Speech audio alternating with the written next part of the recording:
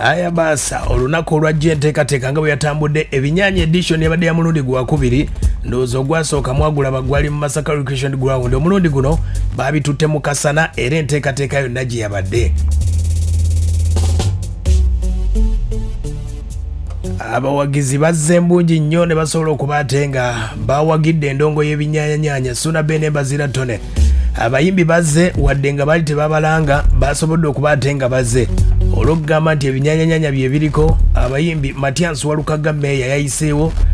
Matias Walukaga ayina bye yakukubiridde yakukulumye eri abakozi ba LDM ng'agamba oluyimba lwe tebalukuba okuva ssaawa 4 paka ssaawa 7.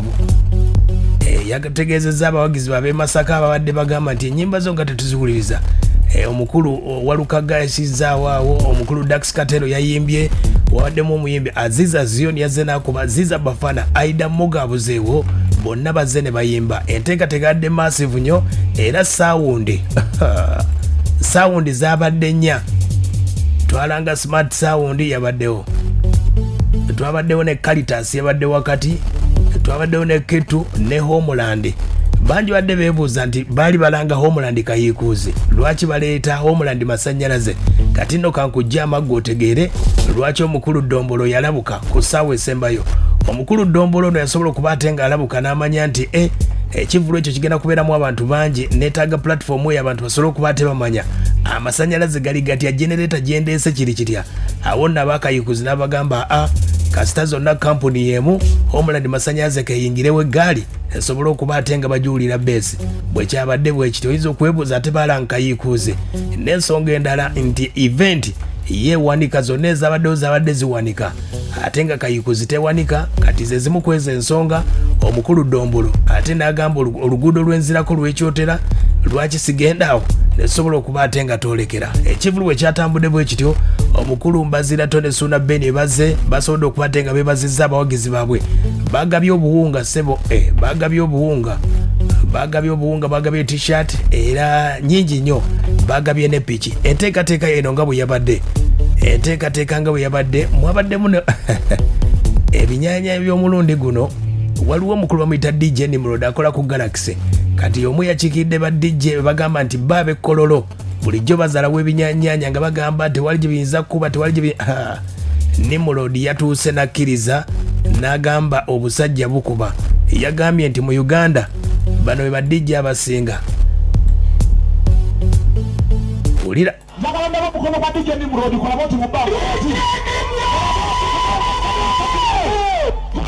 namwe mukinyumisa nnyo, namwe mulimba. Suna Bene ne Bazira Tone we number 1 DJ e Uganda wano mukikubireko mukalembe w'amaani.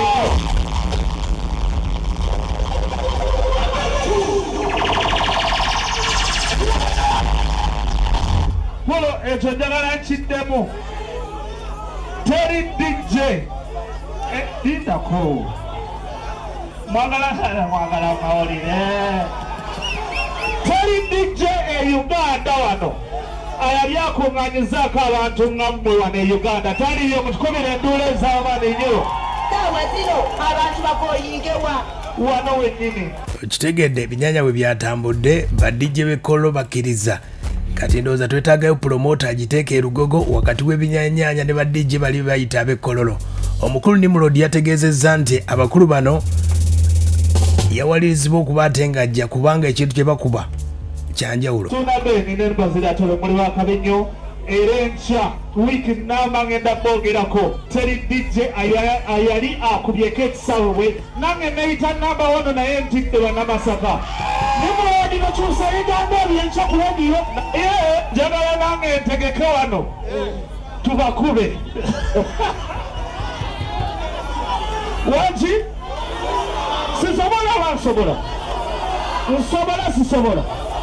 Babaka bagamba nange nsobola kikubanga Suna Bene ne Bazira. Babaka bagamba sisobola naye nga muli bakabinyo kyakabinyo era enkya nina okugamba bannakampala temugeza ne mugenda e Masaka. Nange eno wennyini sobola zanyirayo naye mujje Kampala Bazira Tone ne Suna Bene mujja kunfunamu obuzibu. Si bwe kiri?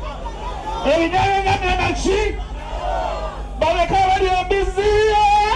Aya basa ensonga bwe zatambudde Nimrod be bamu ku ba DJ bambazira Tone Suna Ben bayingiriye e Kampala nga bagamba bo tebalina gye bajja kgenda. Abakulu bakkiriza ne beesitula ne bayolekera kuva mu Lwera paka mu Nyendo. Nimrod najja ne ttiimu ye ne bakakasa. Ba DJ babadde bangi nnyo wadde abamu babadde mu nzikiza tebavuddeyo kulaga mitwe naye nga bonna bazze ne bakakasa ne bagamba obusajja buno. Aha, ensonga za pikipiki buli bwe bagenda bagaba piki waliwo omukulu bamuyita ani Sebina Disani ye yawangudde piki era enteekateeka nayo yatambudde bweti kubanga yo piki bagigabiddewo ng'embeera we yatambudde yabadde bweti. Buli gye tukola ekikulu tugaba pikipiki twagaba pikipiki ku Makutano tuzze ne tugamba nti no baganda baffe bannamasaka baganda baffe tubakoledde ki twetaaga okukyusayo obulamu bw'omwana wakiri wakoda omumwana mulaba muty abaana beeka bwe tubanga tulina obusobozi obufuna ffe pikipiki zino nga mwatuwagira wakiri tukyuseyo obulamu bw'omuyayo ati kiba kiri abaana beeka buli eyalonza ekisumuluzo jamu ku stage ebisumuluzo twasudde bingiko naye mulimu ekigulawo eki buli muntu agenda kuweebwa omukisa gyatekemu asambe. Aya basi babadde basatu enteekateeka yatambudde bweti.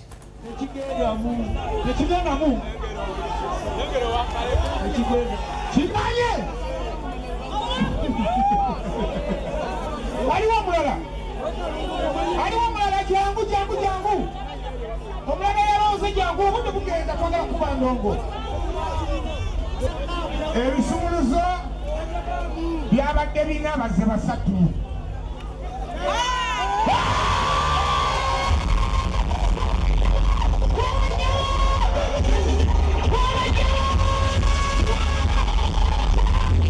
Sabina kusadi Rubyanza Masaka. Erya Rubyanza lyava kuki? Erya Rubyanza situla ku stage nze mba Rubyanza buli kaseera. Muyaegwe olwaleero lwakedde owulira otya wazuukusa otya? Nze nasuze wano. Wasuze wano? Era ku makyankedde ne wajjayo mu Julayi ku ssaawa 11. Ekisumuluzo oba okironze essaawa mmeka? Zabadde ssaawa 3 n'enkwata magimenti yange netandika otambula nkola nga nzimba nga bwesaba Katonda wange. Zibadde ziwera essaawa 8 ku ttooyi waliwo ettofaali bw'oli lisande weka kwata ensi eno nzibu yambala lifekita ya simu lyagundi weyongere tusirikireko sekendi zino baziva 10 bannange. Twebaze Katonda mwana kulw'abasajja bano olw'okugenda site aye bakatwerabira abaana. Ye mukulu oyo yasobodde okuba teyawangudde pikipiki bamuyita Sebina Disani yeyita Rubyanza yawangudde pikipiki. Nga bwe byatambudde Ebinyanya waliwo performance ezabaddewo eza kalicha amazina amaganda. Waliwo abawangudde abasoose bafunye emitwalo 50, abokubiri emitwalo 3, abasembyeyo emitwalo 2. Be bannaffe bwe basobodde okuba ate nga bakitambuza Mugaga Promotions ne ttiimu yonna bwe basobodde okuba ate batambuza ensonga zonna nga bwe zasobodde okuba ate nga zitambula. Endongo zabadde Caritas Sound, Homeland Masanyalaze ne Ketu beebuuza ani yasinze.